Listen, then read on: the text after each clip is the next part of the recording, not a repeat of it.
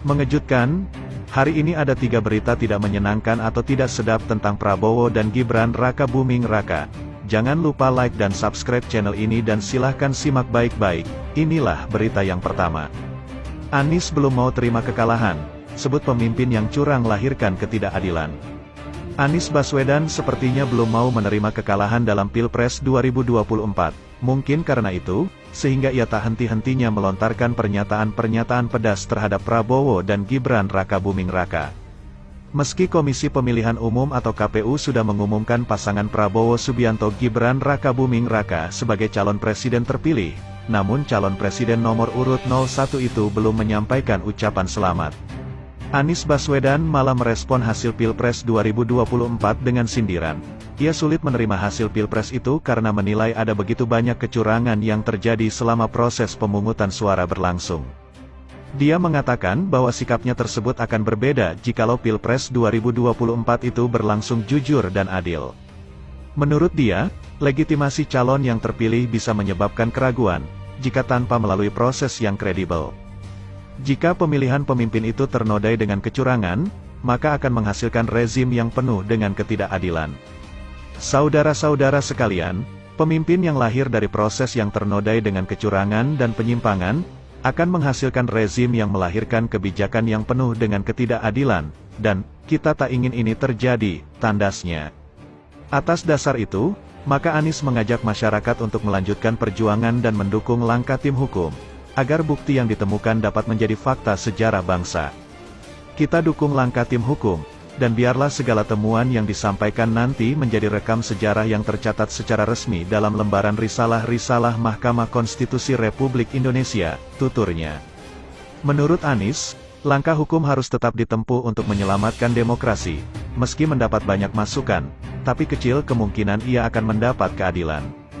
Walaupun kami sadar kita ini dalam situasi yang tidak normal, banyak yang menyampaikan kepada kami bahwa kemungkinan untuk bisa mendapatkan keadilan itu kemungkinannya sangat kecil, ujar Anies. Ia lantas menyebutkan, kemungkinan yang kecil itu disebabkan oleh sejumlah oknum lembaga penyelenggara pemilu yang patut dipertanyakan integritasnya. Berbagai pihak mengatakan ini lembaga-lembaga negara yang terkait penyelenggaraan pemilu terkait penyelenggaraan sengketa telah terkooptasi oleh oknum-oknum yang sudah terbukti melanggar etik, paparnya. Bahkan ada yang ketuanya sudah melanggar kode etik berkali-kali, sudah diberikan sanksi berkali-kali, tapi tetap saja dibiarkan menjalankan perannya, padahal, perannya pada kehidupan seluruh bangsa Indonesia, tutur Anies. Pernyataannya itu merujuk ke Ketua KPU yang diketahui berkali-kali melanggar etik berdasarkan keputusan DKPP. Anies menyebutkan, langkah hukum harus ditempuh agar penyelenggaraan pemilu yang buruk tak berlanjut. Sebab, kontestasi elektoral juga bakal berlanjut pada gelaran pemilihan kepala daerah, pilkada, serentak tahun ini. Karena kita ingin agar pengalaman ini nantinya tidak menular kemana, tidak menular ke pemilihan berikutnya, ucap Anies. Sementara itu, Muhaimin Iskandar pun meminta tim hukum Timnas Amin untuk maju ke Mahkamah Konstitusi, dan menyampaikan segala bentuk kekurangan dan penyimpangan sepanjang proses Pilpres 2024. Kami memutuskan meminta tim hukum Timnas Amin untuk maju ke Mahkamah Konstitusi, dan menyampaikan kepada majelis hakim serta publik tentang berbagai kekurangan dan penyimpangan yang terjadi selama Pilpres ini, paparnya. Itulah berita yang pertama, sekarang Mimin akan bacakan berita yang kedua. Jawaban Anies soal isu tawaran jadi menteri di Kabinet Prabowo Gibran. Calon Presiden nomor urut 01, Anies Baswedan buka suara soal isu masuk menjadi menteri di Kabinet Prabowo Subianto Gibran Raka Buming Raka. Anies tak membantah secara gamblang isu tersebut. Ia justru meminta awak media kembali mewawancarainya terkait hal itu setelah proses gugatan hasil pemilu 2024 di Mahkamah Konstitusi usai. Hal itu disampaikan Anies setelah buka bersama Surya Paloh di Nasdem Tower, Jakarta Pusat, Jumat, tanggal 23 Maret tahun 2024 malam. Saya mau tanya, pembentukan kabinet kapan? Masih lama. Titip itu disimpan buat doorstop bulan-bulan berikutnya, ujar Anies. Mantan Gubernur DKI Jakarta itu mengatakan, pembentukan kabinet Prabowo Gibran masih lama. Selain itu, Anies bersama cawapresnya, Muhaimin Iskandar, serta Timnas Amin hingga kini masih memperjuangkan gugatan hasil pemilu di MK. Setelah proses-proses itu selesai, Anies baru akan memikirkan langkah ke depan. Lagi pula, menurut Anies, peluang Nasdem bergabung dalam koalisi Prabowo-Gibran masih spekulatif. Karena itu, Anies enggan berbicara lebih banyak soal peluang dirinya dan Nasdem gabung dalam pemerintahan Prabowo-Gibran.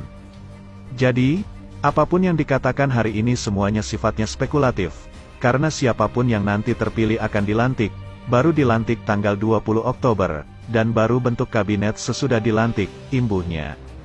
Terkait sengketa pemilu 2024 di MK, Anies berharap tahapan itu bisa berjalan dengan baik. Ia pun menaruh harapan besar kepada Hakim MK untuk memutuskan gugatan dengan adil dan tegas. Memastikan bahwa proses berjalan dengan baik, dan kita mengharapkan para hakim nanti menjalankan tugas dengan adil, dengan tidak, bisa imparsial, dan menjunjung tinggi nilai kejujuran, kebenaran, tukas Anies. Itulah berita yang kedua, sekarang Mimin akan bacakan berita yang ketiga. Prabowo Paloh bertemu, PKS yakin Nasdem tetap dukung perubahan dan Anies. Waketum Gerindra Habibur Rahman menangkap sinyal kuat Partai Nasdem bergabung koalisi Prabowo Subianto. PKS menegaskan bahwa parpol koalisi perubahan solid. Pertemuan dan komunikasi wajar dilakukan. Kami tetap husnuzan Nasdem tetap bersama koalisi perubahan. Hubungan kita tiga partai dan Mas Anies dan Gus Muhaimin solid dan harmonis, kata Ketua DPP PKS Mardani Ali Sera kepada wartawan.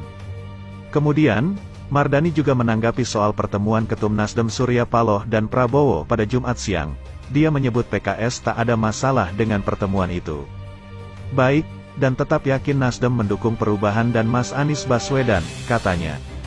Wakil Ketua Umum Partai Gerindra Habibur Rahman menyambut baik ucapan selamat yang datang dari Ketum Partai Nasdem Surya Paloh dan PLT Ketum PPPM Mardiono untuk paslon Prabowo Subianto Gibran Raka Buming Raka yang ditetapkan sebagai pemenang Pilpres 2024.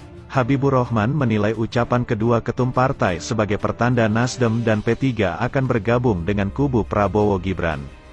Tentu itu sinyal yang amat kuat bahwa Nasdem dan P3 akan bergabung dengan kami, kata Habibur Rahman. Wakil Ketua Komisi DPR ini menyebut hal wajar jika Nasdem dan PPP bergabung ke Prabowo. Sebab, kata dia, kedua partai itu juga sekarang berada di koalisi Presiden Joko Widodo. Sebenarnya sekarang kan kami memang sudah satu koalisi yakni sama-sama pendukung pemerintahan Pak Jokowi. Karena Pak Prabowo adalah penerus Pak Jokowi maka menjadi wajar jika kedua partai tersebut kembali bersatu bersama kami, ucapnya. Meskipun begitu, dia mengaku tidak mau mendahului keputusan Nasdem dan P3.